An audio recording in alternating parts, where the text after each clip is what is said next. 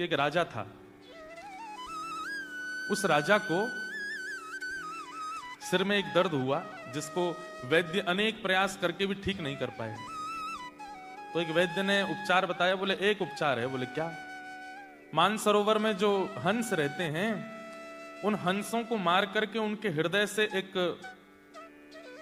लेप बनाया जाएगा। वो लेप जब माथे पे लगाया जाएगा तब राजा का पीड़ा दूर होगी। राजा ने अपने सब सैनिकों को आज्ञा की मानसरोवर जाओ और वहां से हंसों को पकड़ के लाओ, मेरा दर्द ठीक होना चाहिए। तो उन हंसों से ठाकुर जी बहुत प्रेम करते थे क्योंकि वो वैष्णवों की बड़ी सेवा करते थे। सैनिकों को पता चला कि ये हंस जो है ये संत महात्माओं के हाथ से दाना चुगते हैं। इसका मतलब है कि भगवा वेशधारी इनको प्रिय लगते हैं। हम सब सैनिकों के वेश में आए इसलिए दूर भाग रहे हैं। भगवा वेश पहन लो। क्या किया? आडंबर। हैं सैनिक लेकिन बन करके कैसे आए? जटा जूट बांध करके, तिलक कोटा लगा करके, धोती वोती पहन करके, संत जैसा हाथ में करताल लेकर के नारायण नारायण करके मानसरोवर पर सैनिक आ गए। तो उनको देख करके हंस ने दूसरे हंस से कहा, देखो संत आए हैं, प्रणाम करने चलो। तो दूसरा हंस बोलता है, ये संत नहीं है, ये वही हैं जो कल हमको पकड़ने आए थे, जो हमको मारने ले जाने वाले हैं, ये वही आए हैं। तो पहला हंस कहता है, बोले कि मुझे भी पता है ये वही हैं, लेकिन इनकी वेश देखो, इनकी वेशभूषा देखो, इनका स्वरूप देखो, ये तो संत के रूप में आए हैं ना। और दोनों हंस जानते हुए भी कि ये दोनों ये सैनिक हैं, ये संत नहीं है, फिर भी उनको प्रणाम करने गए।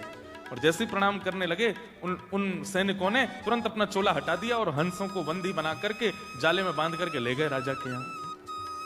ठाकुर जी इस लीला को देख रहे थे, बहुत ध्यान से सुनना।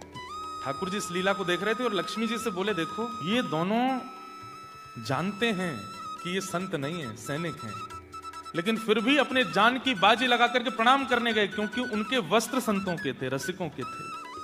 लक्ष्मी जी तो बोली, ये तो गलत बात है, चतुराई दिखानी चाहिए थी। जब जान गए हैं सामने वाला वैष्णव नहीं है तो फिर उसके पास क्यों गए? ये तो मूर्खता है। ठाकुर जी बोले, तुम नहीं समझोगी। वैष्णवों के प्रति प्रीति का मतलब यह नहीं होता कि वो व्यक्ति विशेष प्रीति के योग्य है। उसके कई बार व्यक्तित्व पर प्रीति नहीं होती, पर उसका बाह्य आवरण भी पूजनीय होता है, वंदनीय होता है। भगवान बोले, अब इनकी रक्षा करने मैं जाऊंगा।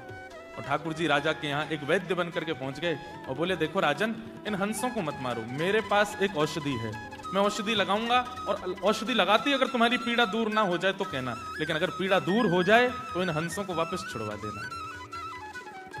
ठाकुर जी ने अपने हाथ से पे लेप बना करके राजा को लगाया, राजा की पीड़ा दूर हो गई। राजा बड़ा प्रसन्न हो गया।